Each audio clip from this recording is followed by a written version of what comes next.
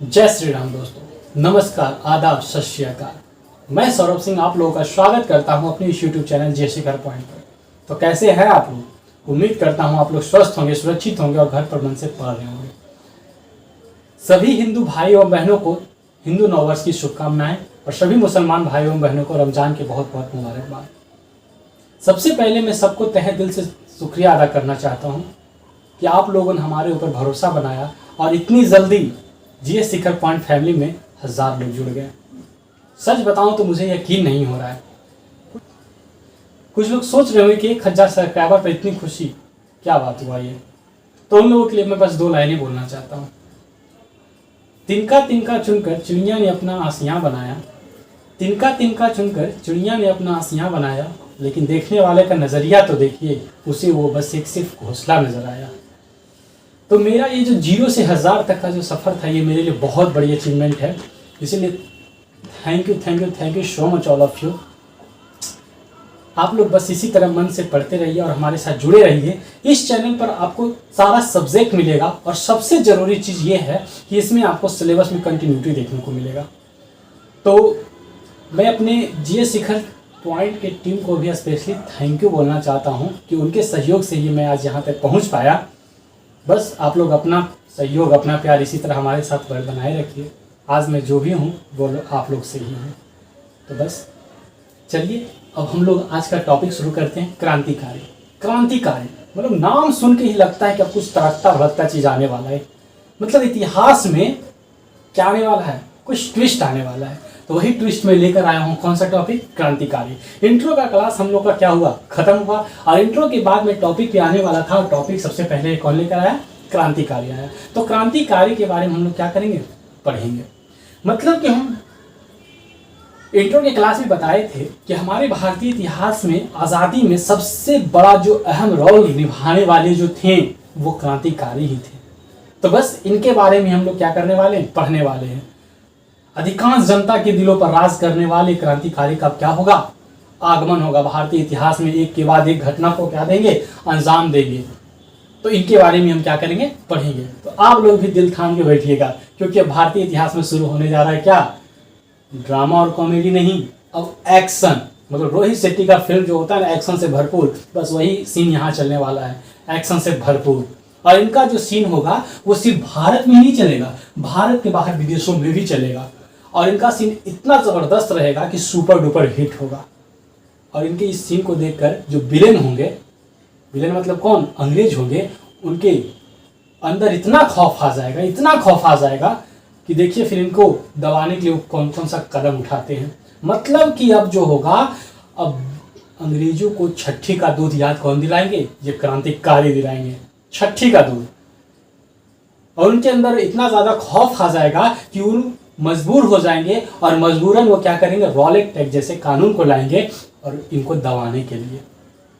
लेकिन ये घर से ही कफन बांध कर चलते भारत की आज़ादी के लिए, तो इनको क्या फ़र्क पड़ेगा ऐसे कानूनों से? रॉलेट टैक्स जैसे कानूनों से क्या फ़र्क पड़ेगा? मतलब इनका जो हौसला वो चट्टानों सा, और इनके सामने मुसीबत एक तिनके सा। कोई फ़र्क पड़ने वाला है? आप लोग ही बताइए। कोई फ़र्क नहीं पड़ने वाला है। तो चलिए इनके बारे में क्या करेंगे? पढ़ेंगे। तो इनके बारे में भी 2 लाइन में बोलना चाहता हूँ, आप लोग सुनिएगा, गौर फरमाइएगा जरा।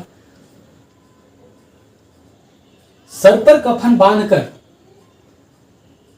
हर राष्ट्रवादी तब लड़ा है, इसीलिए आज हिंदुस्तान में तिरंगा शान से खड़ा है। लेकिन अफसोस, इस तिरंगे को शान से खड़े करने में ना जाने कितने राष्ट्रवादियों ने वीर गति प्राप्त कर ली, शहादत प्राप्त कर ली, अपना बलिदान दिए। लेकिन इनका शहादत, इनका बलिदान आज मजाक बनकर रह गया। मतलब ये भी आज अगर जो देख रहे होंगे तो ये भी शर्म से अपना मुंह छिपा रहे होंगे कि क्या हम ऐसे भारत की कल्पना किए थे? क्या हम अपने प्राणों का जो न्यौछावर किए थे वो एक ऐसे भारत के समाज को बनाने के लिए किए थे? नहीं। मतलब इनके मन में भी ये चीज आ जाता कि इनसे बढ़िया, इन नेताओं से बढ़िया कौन थे? अंग्रेज ही थे। कम से कम हमारे मन में ये संतुष्टि तो होता कि चलो ये अंग्रेज बाहर के हैं तो ये अपने अनुसार क्या कर रहे हैं? नीतियों को बना रहे हैं। लेकिन भारत के नेता भारत के होकर ही भारत का शोषण कर रहे हैं, भारत के खिलाफ नीतियां बना रहे हैं। क्या है ये? मतलब ये अपना ईमान धर्म सब बेचकर भारत को लूटने में लगे हैं। अब इससे ज्यादा भारत के लिए और शर्मनाक चीज क्या हो सकता है? कुछ हो सकता है तो आप लोग बताइए कि भारत के होकर ही भारत की इज्जत लूटने में लगे हैं। कहते हैं कि वो पूरी टोकरी के अच्छे आम एक सड़े आम को नहीं अच्छा कर सकता, लेकिन एक सड़ा आम पूरे टोकरी के आम को, सही आम को खराब कर सकता है, सड़ा सकता है। इसी तरह हमारे भारत के शासन व्यवस्था में चारों तरफ भ्रष्टाचार ही भ्रष्टाचार है, लेकिन फिर भी इन भ्रष्टाचारियों के बीच कुछ ऐसे भी लोग हैं जो इस मुहावरे को गलत करने में लगे हैं। मतलब कि चारों तरफ भ्रष्टाचार लिप्त होने के कारण कुछ लोग ऐसे भी हैं जो अपना सोच, अपना ईमानदारी को दांव पर लगने नहीं दिए। मतलब वो अपना जो सोच है, अपना ईमानदारी जो है, उसको हिमालय की तरह अड़िग रखे हैं इन भ्रष्टाचारियों के बीच। ये भी किसी क्रांति से कम नहीं है। चारों तरफ भ्रष्टाचारियों के बीच देश प्रेम, राष्ट्रवाद, ईमानदारी का मसाल लेकर खड़ा रहना भी किसी क्रांतिकारी से कम नहीं है। तो चलिए इन्हीं क्रांतिकारी के बारे में हम क्या करेंगे, पढ़ेंगे कि इन्होंने अपने कामों को अंजाम देकर कैसे भारत को आज़ाद किया या फिर आज़ादी में अपना सहयोग दिया। तो इनके बारे में क्या करेंगे, पढ़ेंगे, एक के बाद एक पढ़ेंगे। बस क्लास के लास्ट तक आप लोग बने रहिएगा और फिर लास्ट में कमेंट करके बताइएगा कि क्या आप लोगों को टॉपिक समझ में आया कि नहीं आया। तो देखिएगा, सबसे पहला चीज क्रांतिकारी। अभी तक का जो भी चल रहा था 1885 से 1947 तक में 3 युग चला था, उदारवादी, उग्रवादी और गांधीवादी। तो उदारवादी में जितने भी लोग थे वो शहरी लोग थे। उदारवादी के टाइम आईएनसी के सदस्य जो भी लोग थे वो शहरी लोग थे। उग्रवादी में कुछ शहरी और कुछ ग्रामीण थे। गांधीवादी में तो पूरी तरह से गांधी जी का ही रोल रहता है, तो उनका तो बाद में चर्चा स्पेशली करेंगे। लेकिन जब हम बात करते हैं क्रांतिकारी का, तो क्रांतिकारी में 2 विशेषता रहेगा। इसमें सारे लोग नौजवान रहेंगे। कांग्रेस में आप एक चीज देखिएगा कि वो बुजुर्गों का संस्था था। कांग्रेस में आप कहीं भी नौजवानों का वर्चस्व नहीं देखिएगा, हर जगह क्या रहेगा, बुजुर्गों का ही वर्चस्व रहेगा। तो कांग्रेस एक बुजुर्गों का संस्था था। लेकिन यहाँ जो क्रांतिकारी है वो एक नौजवान का संस्था है। और दूसरा इसका सबसे बड़ा विशेषता, इसमें लगभग पूरी तरह से इसमें जो सदस्य हुए, ये जो अपने अपने स्तर से जो संस्था को चलाए, अपने कामों को अंजाम दिए, तो ये ज्यादातर लोग ग्रामीण क्षेत्र से ही थे। और ग्रामीण क्षेत्र का तो लोगों का, आप लोगों को पता ही होगा कि वो वचनबद्ध रहते हैं। मतलब कि सारा कुछ दांव पर लग जाए, लेकिन मेरा ईमान, मेरा सोच, मेरा विश्वास, ये सब चीज अडिग रहना चाहिए। यही रहता है गांव के लोगों में, क्या सबसे चीज जरूरी चीज रहता है। मतलब किसी के सामने झुकना इनको मंजूर नहीं रहता है।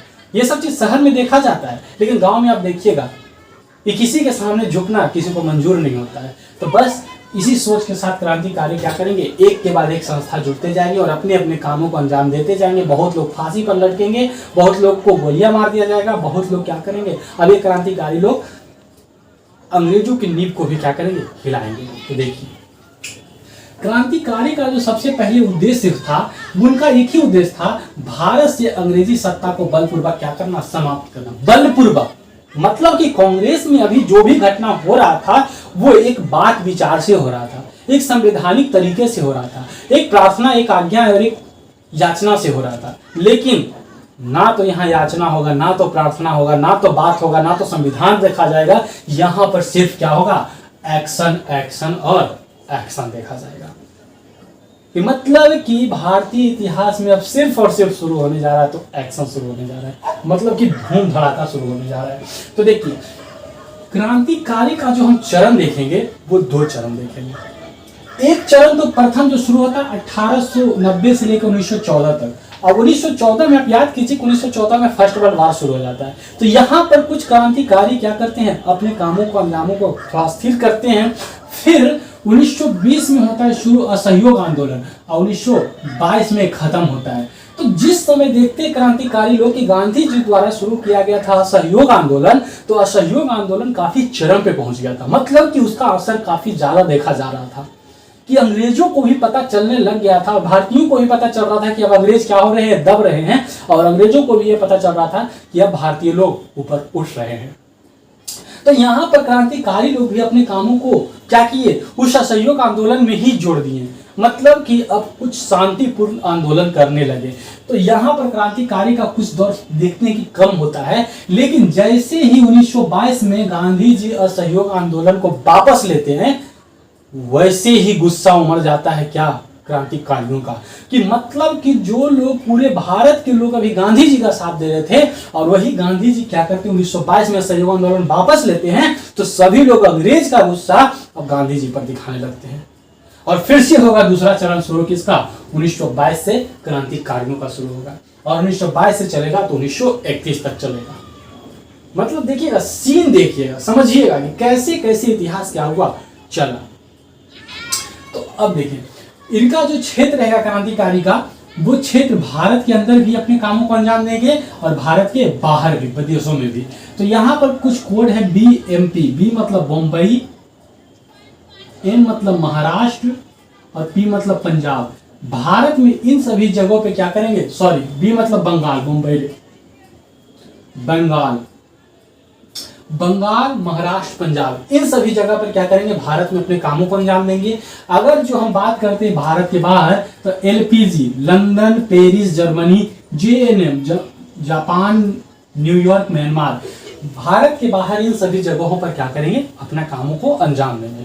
तो इस वीडियो में हम लोग क्या देखेंगे, फर्स्ट चरण को अच्छे से समझेंगे। 1890 से लेकर 1914 तक में क्या क्या कामों को अंजाम दिए थे क्रांतिकारी लोग, उसके बारे में हम लोग क्या करेंगे, समझेंगे। तो देखिए, संस्था इसमें, तो इसमें जो भी था संस्था अपने अपने स्तर पर ही बनाए थे, अपने अपने लोग ही बनाए थे। जैसे कि यहाँ पर हम देखते हैं कि व्यायाम मंडल चापेकर बंधु बनाया, मित्र मेला वीडी सावरकर मतलब कि विनायक दामोदर सावरकर बनाए थे, अनुशीलन समिति कौन बनाए, वरेंद्र घोष और भूपेंद्र नाथ दत्त बनाए। तो ये सभी लोग क्या किए, अपने अपने स्तर से अपने अपने संस्था को गठित किए, अपने अपने संस्था को बनाए।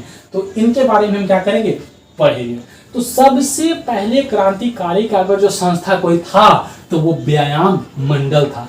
व्यायाम मंडल का संस्थापक चापेकर बंधु थे, दो भाई थे जिनका टाइटल क्या था, चापेकर। तो इसीलिए इनको क्या बोला जाता है, चापेकर बंधु बोला जाता है।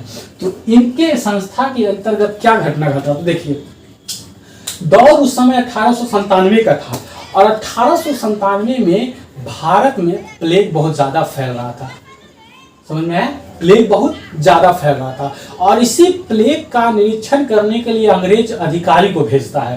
अब वो अधिकारी यहाँ तो आते हैं, लेकिन वो अपने कामों को अंजाम ना देकर लोगों के घरों में घुसकर बहन बेटियों को छेड़ते हैं। अब इस काम से गुस्सा किनको आ जाता है, ऐसे इनका हरकत देखकर, अंग्रेजों का हरकत देखकर ये चापेकर बंधु को काफी ज्यादा क्या आता है, गुस्सा आता है। लाजमी था, इनका गुस्सा तो लाजमी था।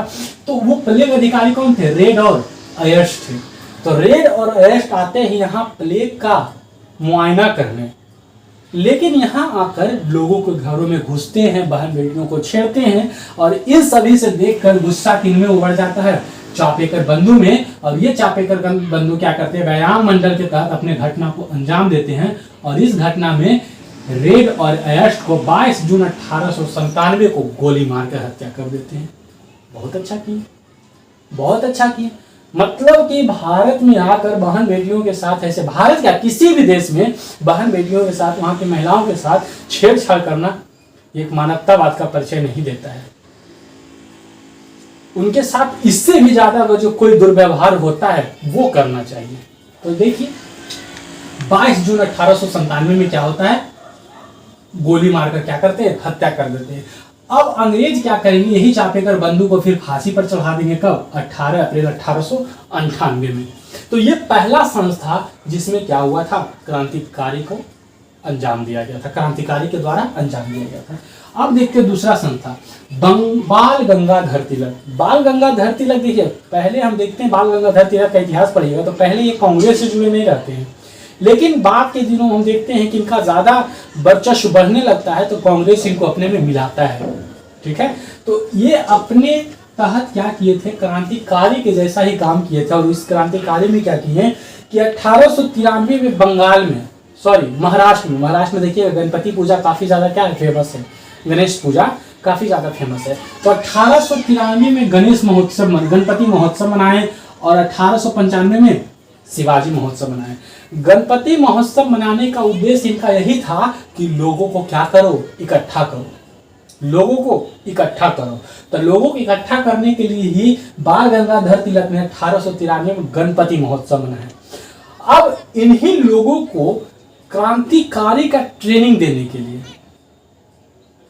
क्रांतिकारी के जैसा ट्रेनिंग देने के लिए, बम विस्फोट करने के लिए ट्रेनिंग देना था, उसी ट्रेनिंग के लिए क्या किए थे, शिवाजी महोत्सव मनाए। कि मतलब कि अब जो वहां पर इकट्ठा हुआ उनको अब क्या देना है, ट्रेनिंग देना है, क्रांतिकारियों का ट्रेनिंग देना है। और यहाँ पर क्या करते हैं 1895 ईस्वी में, देखिए 67वीं बीपीएससी में क्वेश्चन पूछा था गणपति महोत्सव के बारे में, कि बाल गंगाधर तिलक महाराष्ट्र में गणपति महोत्सव कब शुरू किए थे, तो ये क्वेश्चन आया हुआ है। ठीक है, तो इस पर आप लोग क्या कीजिएगा, अच्छे से ध्यान दीजिएगा।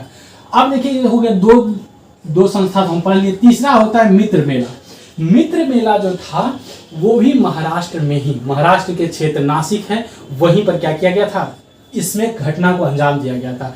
मतलब कि मित्र मेला जो है वो महाराष्ट्र क्षेत्र में इस संस्था का क्या हुआ था, गठन हुआ था।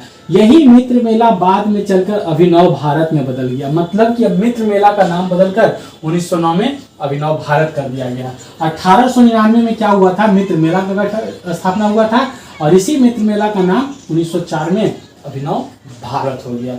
अब देखिएगा महाराष्ट्र के क्षेत्र में था। इसके संस्थापक वीडी सावरकर और गणेश सावरकर दोनों भाई थे। वीडी मतलब विनायक दामोदर सावरकर, और गणेश सावरकर ये दोनों क्या थे, भाई थे। इनके तहत हुआ था क्या कि नासिक षड्यंत्र जो हुआ है वो अभिनव भारत के तहत ही हुआ था। अभिनव भारत संस्था है, उसके तहत ही नासिक षड्यंत्र जो हुआ था 1909 में हुआ था। कब हुआ था, 1909। और इस नासिक षड्यंत्र में क्या हुआ कि नासिक के कलेक्टर थे जिनका नाम जैक्सन था, नासिक के कलेक्टर जैक्सन को क्या कर दिया जाता है, हत्या कर दिया जाता है। बाउनिंग पिस्टल का प्रयोग करके, अगर जो पिस्टल पूछता है तो बाउनिंग पिस्टल का प्रयोग करके नासिक के कलेक्टर जैक्सन का हत्या कर देती है। और इस घटना को अंजाम देने वाले कौन थे, तो अनंत कनहरे और गोपाल कर्वे। और इन दोनों को फिर बाद में 1910 में फांसी पर चढ़ा दिया जाता है, मतलब फांसी दे दिया जाता है। तो ये थे तीन संस्था हम लोग क्या किए, पढ़े। चौथा संस्था अभिनव भारत पढ़े। तो अभिनव भारत के संस्थापक भी कौन थे, तो मित्र मेला का ही दूसरा नाम था, तो अभिनव भारत का भी संस्थापक वीडी सावरकर और गणेश सावरकर को ही रख सकते हैं। तो ये थे। अब देखिए आगे चौथा संस्था जो था अनुशीलन समिति। अनुशीलन समिति 1907 में गठित हुआ था। ये जो है वो बरिंद्र घोष और भूपेंद्र नाथ दत्त द्वारा स्थापित किया गया था।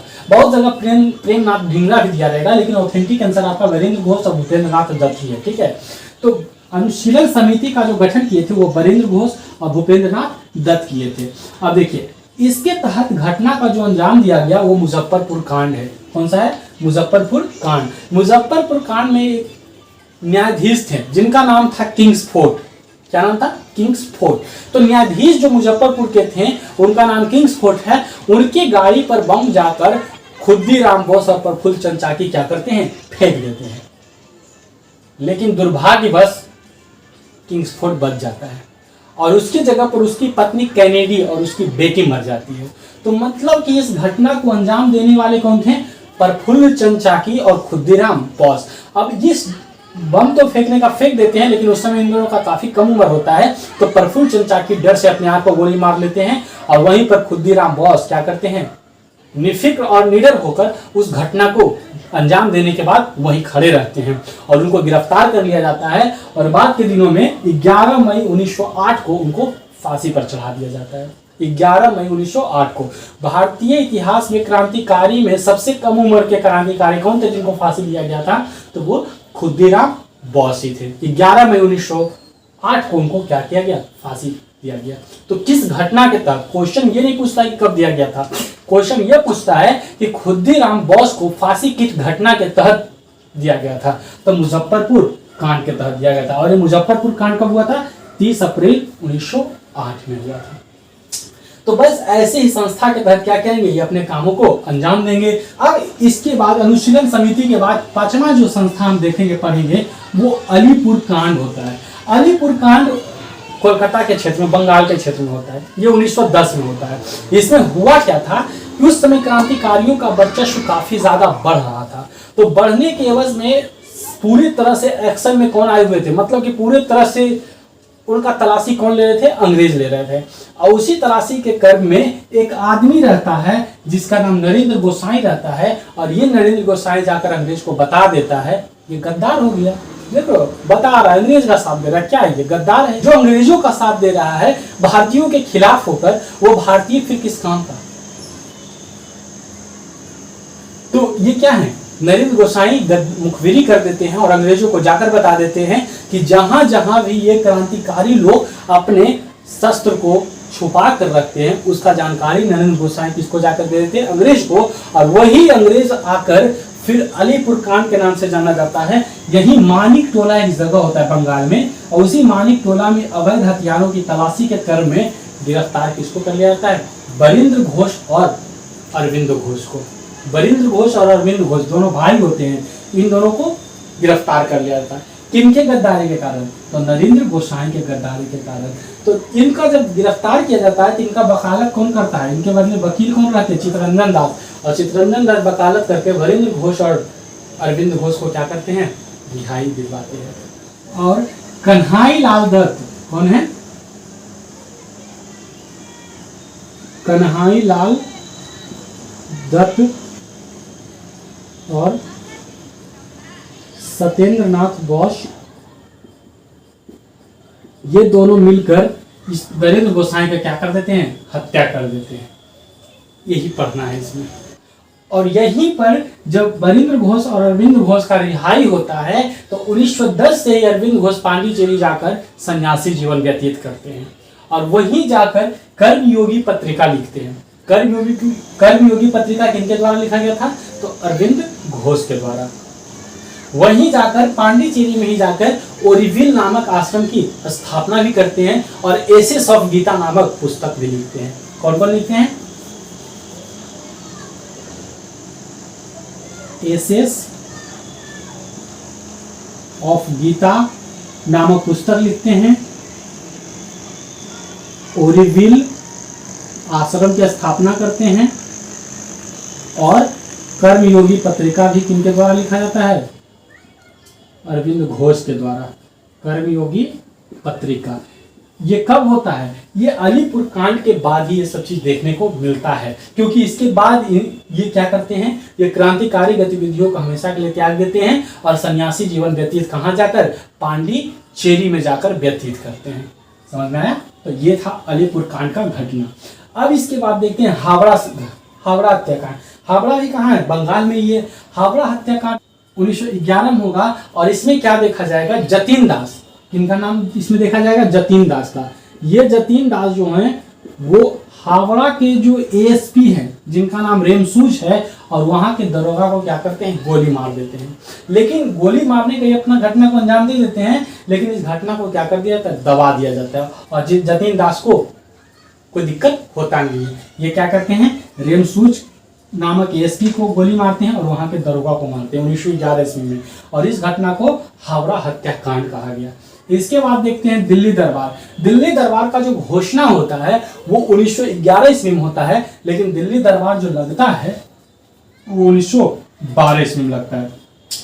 तो जब दिल्ली दरबार लग रहा था तो भारत का जो राजधानी था उस समय कोलकाता से स्थानांतरित होकर दिल्ली बनने वाला था। तो वहीं पर जब रैली निकला था तो जॉर्ज पंचम जो अंग्रेज का क्या था? शासक था, अंग्रेजी शासक था। वो जॉर्ज पंचम के गाड़ी पर बम कौन फेंक देते हैं? तो ये रास बिहारी बोस बम फेंक देते हैं, और उसमें जॉर्ज पंचम तो खैर मरता नहीं है, उसको मर ही जाना चाहिए था, लेकिन मरता नहीं है। अब वहीं पर क्या होता है कि वो तो अपने कामों को अंजाम दे देते हैं, लेकिन उसके बाद 1915 में वो जापान भाग जाते हैं। रास बिहारी बोस कहाँ भागते हैं? जापान भाग जाते हैं। और इस घटना के बारे में अंग्रेजों को जो जानकारी दिया था, संदेश दिया था, जो मुखबिरी किया था, जहां भी एक गद्दार देखने को मिलता है, और इस गद्दार का नाम क्या था? दीनानाथ था। तो इसमें इस घटना को जब मुखबिरी जब किया तो यहाँ पर रास बिहारी बोस तो जापान भाग गए थे, तो उनको तो कुछ हुआ नहीं, लेकिन इनके बदले में और भी इनका जो सहयोग करने वाले थे, अमीन चंद थे, अवध बिहारी थे, बाल मुकुंद थे, विश्वास कुमार बसंत थे, इन सभी को क्या दिया गया? फांसी दिया गया। और यहाँ पर रास बिहारी बोस क्या हो जाते हैं? बच जाते हैं, और ये कहाँ भाग जाते हैं? जापान भाग जाते हैं। तो ये सब 7 कांड देखिए। इसके बाद अब ये तो भारत के अंदर ये प्रथम चरण हम पढ़ रहे हैं। प्रथम चरण में भारत के अंदर इतना कांड चलता है, 7 वो चलता है। अब कुछ भारत के बाहर देख लेते हैं प्रथम चरण में। तो भारत के बाहर लंदन में 2 संस्थान देखेंगे। सबसे पहले 1905 में इंडियन हाउस रूल सोसाइटी का स्थापना होगा। जिस तरह से 1899 में मित्र मेला का स्थापना हुआ, बाद में नाम बदलकर अभिनव भारत कर दिया गया, उसी तरह लंदन में भी 1905 ईस्वी में इंडिया होम रूल सोसाइटी का स्थापना होगा और इसका बाद में नाम बदलकर क्या कर दिया जाएगा, इंडियन हाउस कर दिया जाएगा, इंडियन हाउस। यहां पर जो इंडियन होम रूल सोसाइटी के जो संस्थापक रहे थे वो श्यामजी कृष्ण वर्मा। ये 66वीं बीपीएससी में क्वेश्चन पूछा था कि भारत के जो बाहर, सुनिएगा 66वीं बीपीएससी में हिस्ट्री का क्वेश्चन ये था कि भारत के बाहर क्रांतिकारी का प्रथम संस्था का संस्थापक कौन थे। तो देखिए भारत के बाहर लंदन में क्रांतिकारी का प्रथम संस्था इंडियन होम रूल सोसाइटी, ये हुआ प्रथम संस्था। प्रथम संस्था के संस्थापक कौन थे ये क्वेश्चन पूछा था। तो क्या होगा, श्यामजी कृष्ण वर्मा। तो श्यामजी कृष्ण वर्मा क्या थे, संस्थापक थे, ये अध्यक्ष भी थे। लेकिन उपाध्यक्ष अगर जो पूछेगा तो Abdullah Suhrawardy. Indian home rule society का अध्यक्ष श्यामजी कृष्ण वर्मा थे और उपाध्यक्ष अब्दुल्ला सोहरावर्दी। इसमें एक पत्रिका छपता था जिसका नाम था सोशलिस्ट पत्रिका। ये इंडियन होम रूल सोसाइटी में कुछ वैसा घटना देखा नहीं जाता है, ये बाद में लंदन के सरकार को पता चल जाता है। तो जिनके डर से श्यामजी कृष्ण वर्मा ये संस्था को खत्म करके इसी की जगह पर नया नाम क्या कर देते हैं, इंडियन हाउस कर देते हैं। देखो ये सब सारा संस्था जो था वो क्रांतिकारी का संस्था था। तो जाहिर सी बात है कि सरकार के नजर में ये इलीगल था, तो सरकार इस पर एक्शन ले सकता था। तो इसीलिए क्या हुआ कि यहाँ भी अगर जो नाम बदला तो कहीं ना कहीं डर से ही बदला था। तो उसी तरह इंडियन होम रूल सोसाइटी का भी जब नाम बदलकर इंडियन हाउस किया गया तो कहीं ना कहीं डर से ही किया गया। तो इंडियन हाउस का भी संस्थापक श्यामजी कृष्ण वर्मा ही थे। लेकिन बाद के दिनों में देखा क्या जाता है, श्यामजी कृष्ण वर्मा के अंदर बहुत ज्यादा अंग्रेजों को लंदन सरकार का खौफ आ जाता है, इसीलिए इंडियन हाउस को छोड़कर वो भाग जाते हैं और इसका फिर कमान, इंडियन हाउस का कमान फिर वीडी सावरकर संभालते हैं, वीडी सावरकर संभालते हैं। तो इंडियन हाउस के तहत एक घटना को अंजाम दिया गया और ये घटना क्या था कि मदन लाल ढींगरा द्वारा करजन बाई का हत्या कर दिया गया। मदन लाल ढींगरा द्वारा करजन बाई को हत्या, और जब हत्या किए तो 16 अगस्त 1905 को इनको फांसी दिया गया। 16 अगस्त, कहीं कहीं 17 अगस्त भी रहता है दिया हुआ, कहीं कहीं आप देखिएगा तो 17 अगस्त भी रहता है। तो जैसा ऑप्शन देखिएगा वैसा आप मार के निकलिएगा, ठीक है। तो देखिए इंडियन हाउस के तहत ही पूछता है कि मदन लाल ढींगरा जो करजन बाई का हत्या किए थे वो किस संस्था के तहत किए थे, तो इंडियन हाउस के तहत किए थे। और इंडियन हाउस के संस्थापक भी कौन थे, श्यामजी कृष्ण वर्मा। लेकिन बाद के दिनों में देखा जाता है कि इंडियन हाउस को अपने हाथों में, इंडियन हाउस का जो कमान संभालते हैं वो कौन संभालते हैं, वीडी सावरकर संभालते हैं। तो ये था कहाँ का, लंदन का चर्चा हम किए। अब इसके बाद देखते हैं अमेरिका का। तो अमेरिका में गदर आंदोलन चलता है, मतलब कि गदर पार्टी का स्थापना होता है। गदर पार्टी का स्थापना कब होता है, तो नवंबर 1913 में। और ये अमेरिका के किस प्रांत में, सैन फ्रांसिस्को प्रांत में। तो गदर पार्टी का स्थापना जो हुआ था अमेरिका के किस राज्य में हुआ था, तो सैन फ्रांसिस्को प्रांत में हुआ था। इसके जो संस्थापक थे वो लाला हरदयाल और मोहन सिंह भाकमा थे। लाला हरदयाल और मोहन सिंह भाकमा थे। गदर पार्टी में एक पत्रिका छपता था जिस पत्रिका का नाम गदर था और इसके संपादक मतलब कि छापने वाले का नाम रामचंद्र पेशावरी था। क्या था, रामचंद्र पेशावरी। ये किस किस भाषा में छपता था, तो भाषा पूछता है। गदर पार्टी का जो पत्रिका छपता था वो किस किस भाषा में छपता था, तो किस किस भाषा में छपता नहीं पूछता है, वहां पर रहता है कि किस भाषा में नहीं छपता था। तो 3 ऑप्शन यहाँ से कोई भी दे देगा और एक चौथा ऑप्शन अलग से दे देगा। तो ये आप 4 ऑप्शन को याद रखिए किस किस भाषा में छपता था। तो हिंदी में, उर्दू में, गुजराती में और गुरुमुखी में छपता था। तो ये सब सारा संस्था जो था वो कहीं ना कहीं अंग्रेजों को बलपूर्वक खत्म करने का ही संस्था था। तो इस समय गदर पार्टी 1913 में स्थापना होता है और 1914 में क्या हो जाता है, फर्स्ट वर्ल्ड वार शुरू हो जाता है। तो फर्स्ट वर्ल्ड वार में 1914 में जब शुरू होता है तब गदर पार्टी अपना एक विज्ञापन छापता है। विज्ञापन देखते हैं, पंपलेट मतलब पेपर ऊपर में ही आता है। तो किसी कंपनी में अगर जो जॉब का जरूरत होता है तो वो पेपर में अपना विज्ञापन छापता है। तो उसी तरह गदर पार्टी भी क्या करता है, अपना एक विज्ञापन छापता है। और वो विज्ञापन में क्या था, जो देखिए छापता क्या है कि जरूरत है वीर सिपाहियों का, उनका वेतन जो होगा वो वेतन मृत्यु होगा, पेंशन जो होगा पेंशन स्वतंत्रता होगा, पुरस्कार जो होगा पुरस्कार शहादत होगा, युद्ध स्थल भारत होगा। युद्ध स्थल कहां होगा, भारत। युद्ध कार्य क्या होगा इनका, तो युद्ध करना, कार्य क्या होगा, युद्ध करना।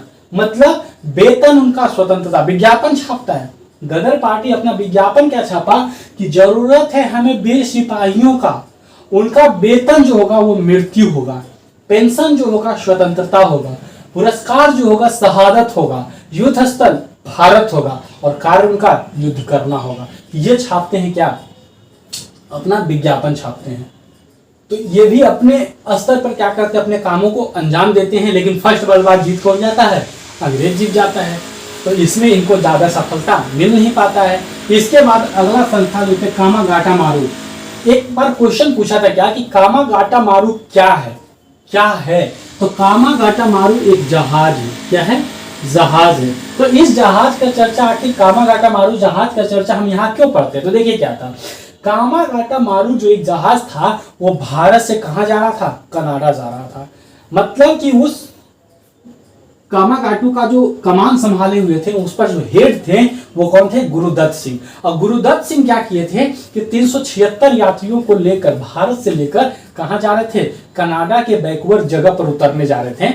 लेकिन वहां पर क्या था, भारतीयों को उतरने पर रोक था, प्रतिबंध था। तो वो 376 यात्रियों को लेकर तो जाते हैं लेकिन उनको वहां बैकवर्ड में उतरने नहीं देता है, वो कामागाटा मारू जहाज से ही जाते हैं। तो फिर वहां से घुसा के वो लौट जाते हैं। और जब घुसा के लौटते हैं तो भारत के जो कोलकाता जो बंदरगाह है वहां पर बजबज नाम का क्या है, एक जगह है। तो बजबज नाम के जगह पर क्या होता है कि अंग्रेज लोग इन लोग को चिढ़ाने लगते हैं कि जाओ वहां तो गए, तुमको उतरने नहीं दिया, तुम्हारा कोई इज्जत नहीं किया, तुम लोगों को वैल्यू नहीं है, तुम लोग को भारत में ही कोई नहीं पूछता है तो बाहर कौन सा पूछेगा।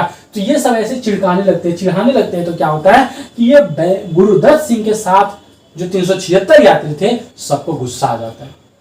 और गुस्सा आ जाता है कि अपने कामों को अंजाम वहीं पर बजबज में ही दे देते हैं कि लोग जो हम काम करने बैकवर्ड गए थे अंग्रेजों को मतलब मारने के लिए, वहां नहीं मार पाए तो क्या होगा, हम यहीं पर मारेंगे। और सबको यहीं पर क्या देते हैं, धोबी जैसे कपड़ा धोता है वैसे बजबज में जाके सब अंग्रेजों को धो देते हैं। ठीक है। और यही कामागाटा मारू क्या है, जहाज है। जहाज लेकर कहाँ जा रहे थे, कनाडा जा रहे थे, वहां उतरने नहीं दिया तो फिर वापस आए, वापस कोलकाता में बजबज जगह पर आकर क्या कर दिया, अपने कामों को अंजाम दे दिए। लेकिन अंजाम दे ही दिए, छोड़े नहीं छोड़े। तो इसके बाद क्या है, 10वां संस्था। इसके बाद एक संस्था और पढ़ेंगे और फिर भारत में क्रांतिकारियों का प्रथम चरण क्या हो जाएगा, समाप्त हो जाएगा। तो प्रथम चरण, क्रांतिकारी का प्रथम चरण में ये लास्ट घटना है और लास्ट टॉपिक हम पढ़ेंगे प्रथम चरण का। तो ये लास्ट में क्या है, हम लोग 10 टॉपिक पढ़े थे। 11वां टॉपिक में है लाहौर षड्यंत्र। लाहौर जो भी पाकिस्तान में पड़ता है, ये लाहौर षड्यंत्र 1915 ईस्वी में हुआ था। इसमें हुआ क्या था कि एक तोसा मारू जहाज, अभी तक हम एक जहाज यहाँ पर है कामागाटा मारू जहाज, और दूसरा जहाज का हम चर्चा तोशा मारू जहाज, ये भी क्या है, जहाज ही है। तो ये सब में डायरेक्ट क्वेश्चन डायरेक्ट पूछ देता है, ये नाम दे देगा और पूछेगा ये क्या है। तो आप लोग याद रखिएगा यहाँ पर कामागाटा मारू भी एक जहाज है और तोशा मारू भी क्या है, जहाज है। तो ये जहाज 9 अक्टूबर 1914 को तोशा मारू जहाज जो था वो भारत पहुंचा था। अब इसमें होना क्या था, तो जो भी क्रांतिकारी लोग थे वो योजना बना रहे थे कि लाहौर में क्या करना है, विद्रोह करना है।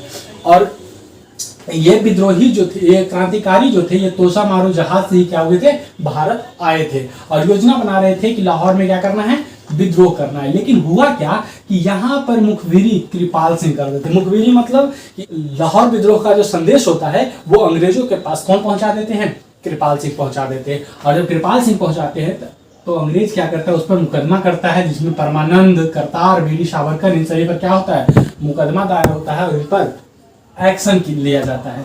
और इस कारण क्या होता है, लाहौर षड्यंत्र का उतना बड़ा निष्कर्ष देखा नहीं जाता है। निष्कर्ष में बस यही निकलता है कि फर्स्ट वर्ल्ड वार क्या होता है, अंग्रेज जीत जाते हैं, और अंग्रेज जीतते हैं तो इसमें क्रांतिकारियों को निराशा का सामना करना पड़ता है। तो यही सब हम देखे थे फर्स्ट वर्ल्ड वार में, मतलब फर्स्ट चरण में। मतलब कि कहने का ये बात है कि कहीं ना कहीं ये गद्दार लोग ही जो थे वो क्या किए, क्रांतिकारी के अंजामों में रुकावट पैदा किए। मतलब कहने का कि भारत कभी इतना कमजोर रहा ही नहीं। बाबू बाबू मतलब वो सोना बाबू मत समझिएगा, बाबू मतलब प्यार से बोल रहे बाबू, कि भारत कभी उतना कमजोर रहा ही नहीं। भारत हमेशा से सर्वगुण संपन्न रहा है। ये वही भारत है जहां विश्व की पहली नगरीय सभ्यता का उद्भव हुआ। ये वही भारत है जहां विश्व की पहली गणतंत्रात्मक व्यवस्था का शुरुआत हुआ।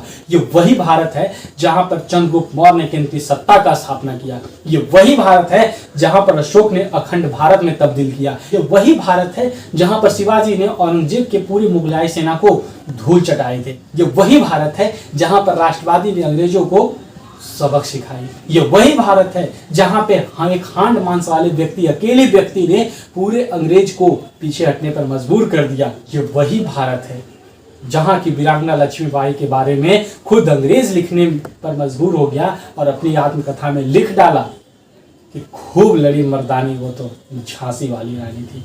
ये वही भारत है जहां पर जन्म लेने वाला हर बच्चा चाहे वो हिंदू हो, मुसलमान हो, सिख हो, ईसाई हो, जन्म लेने के बाद यही गान गाता है, सारे जहां से अच्छा हिंदुस्तान हमारा, हम बुलबुले हैं इसके, ये गुलसिता हमारा, सारे जहां से अच्छा हिंदुस्तान हमारा। ये वही भारत है जिसको सोने की चिड़िया कहा जाता था। तो फिर क्या हुआ इस भारत का, जिसे अकेले अशोक ने अखंड भारत बनाया था? तो आज क्या हुआ कि भारत के प्राण खुद भारत से स्वतंत्र होने की बात कर रहे हैं। विश्व विजेता कहे जाने वाला सिकंदर भी चंद्रगुप्त मौर्य के समय भारत की सीमा में प्रवेश नहीं कर पाया। अशोक के समय सेल्यूकस निकेटर भी यहाँ से हार का सामना करके गया। तो फिर क्या हुआ उस भारत का, जिसे बाद के दिनों में विदेशी लोग आए, युद्ध किए, जीते और यहाँ फिर शासन में अपना जगह बना लिए और फिर अपने अनुसार भारत की व्यवस्था को चलाने लगे, चाहे वो राजनीतिक हो, आर्थिक हो, सामाजिक हो, धार्मिक हो, कला संस्कृति हो, हर व्यवस्था को अपने अनुसार चलाने लगे। क्या हुआ उस भारत का? क्या इतना कमजोर था हमारा भारत? जी नहीं, ना भारत कभी कमजोर था और ना अभी है। लेकिन कुछ लोग जो होते हैं ना, वो नाजायज औलाद होते हैं। भारत में रहकर, भारत का खाकर, भारत के साथ ही दगा करते हैं, वो यही लोग होते हैं। कृपाल सिंह हो गए, दीनानाथ सिंह हो गए, ऐसे ही लोग होते हैं गद्दार बनकर। मतलब इनको जन्म देने के बाद इनके माँ बाप भी सोचते होंगे कि ऐसो औलादों को जन्म देने से अच्छा कि हमारा कोई औलाद ही ना होता। तो समझिए कि भारतीय होकर भारतीय होने पर प्रश्न चिन्ह लगा दिए लोग। ऐसा इनका सोच, ऐसा इनका विचार। वो कहते हैं ना कि अपने ही सबसे ज्यादा दिल दुखाया करते हैं, वरना गैरों को कहाँ पता कि हमारा दिल दुखता कैसे है। भारत माँ भी सोचती होगी हमें तो अपनों ने लूटा, गैरों में कहाँ दम था। यही रियलिटी है। जब तक आपके अपने आपके साथ खड़े हैं तब तक बाहर का कोई भी ताकत आपका कुछ नहीं बिगाड़ सकता, आपका बाल बांका नहीं कर सकता। लेकिन जब आपके अपने ही आपके खिलाफ हो जाए ना, तो बाहर का कोई भी ताकत आपको बचा नहीं सकता। तो अपनों का सहयोग बहुत जरूरी होता है। चाहे आप इतिहास देखिए, चाहे आप वर्तमान देखिए, भारतीय इतिहास में भी बस यही हुआ।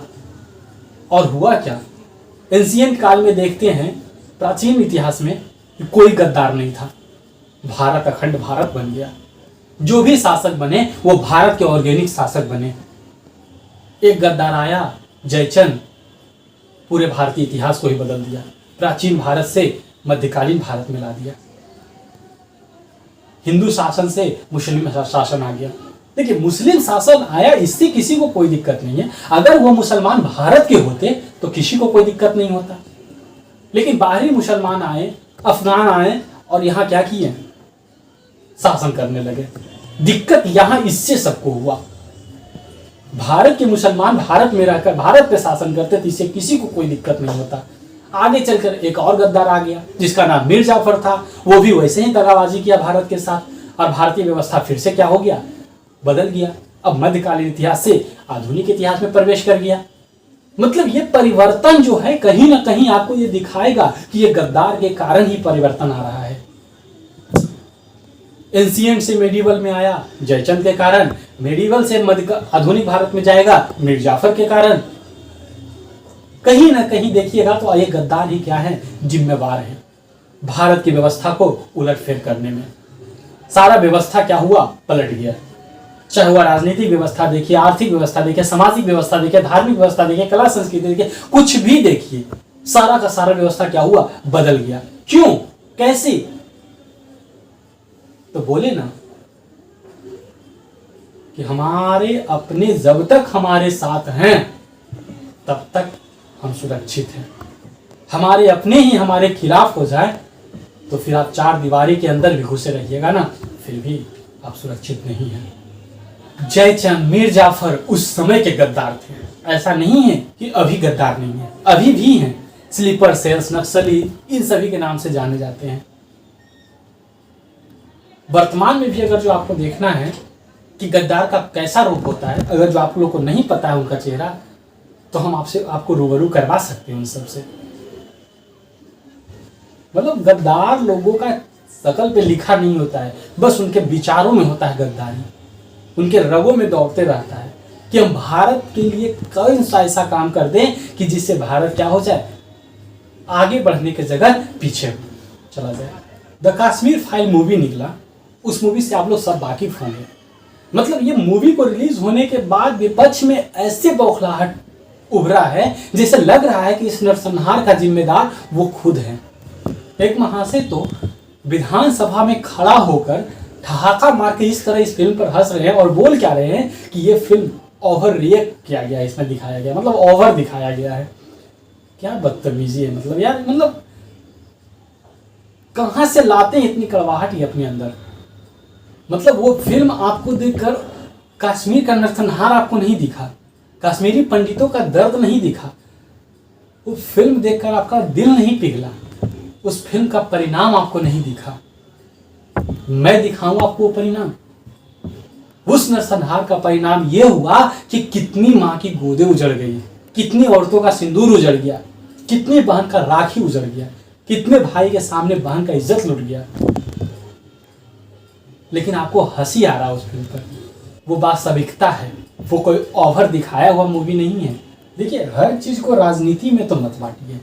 किसी के दर्द को राजनीति में बांट कर उस पर हंसना, ये मानवतावाद को नहीं दिखाता है। राजनीति को अगर से बोले बाबू, तो सबसे बड़ा दिक्कत इन लोग में ये है ना कि लगता है कि किसी यूनिवर्सिटी से कोर्स करके आते हैं कि पक्ष में बैठा जो भी सरकार है उसका बस आप लोग को क्या करना है, अपोजिट रिएक्शन देना है। वो सही कर रहा है तो भी अपोजिट देना है, गलत कर रहा है तब तो दे रहे तो कोई दिक्कत नहीं है, लेकिन वो सही भी कर रहा है सरकार तो उसका क्या करना है, अपोजिट रिएक्शन देना है। ये कोर्स लगता है करना ऐसा है। मतलब मानवतावाद को इतना पीछे राजनीति में छोड़ दिया गया है कि मतलब भारतीय जनता को इन नेताओं पर से विश्वास उठ गया है। मतलब राजनीति में कदम रखते ही ये लोग सही गलत का फर्क देखना भूल जाते हैं, सही गलत का फर्क समझना भूल जाते हैं। कश्मीरी पंडितों के दर्द को इस फिल्म के जरिए पूरा विश्व देखा। अगर आपका काम विधानसभा में खड़ा होकर सिर्फ ठहाका मारना इस फिल्म पर, तो आपको मैं बता दूं कि भारत में रिलीज होने से पहले दिसंबर में यह फिल्म रिलीज हो गया था अमेरिका में। अमेरिका के पूरे लोग इस फिल्म को देखकर अपना दुख व्यक्त किए। उनको भारत का दुख दिखा, कश्मीर का दुख दिखा, कश्मीरी पंडितों का दुख दिखा, लेकिन भारत में रहकर भारतीयों को, सभी को नहीं, कुछ भारतीय ऐसे हैं जिनको कश्मीरी पंडितों का दुख नहीं दिखा, उनको उस पर हंसी आ रहा है।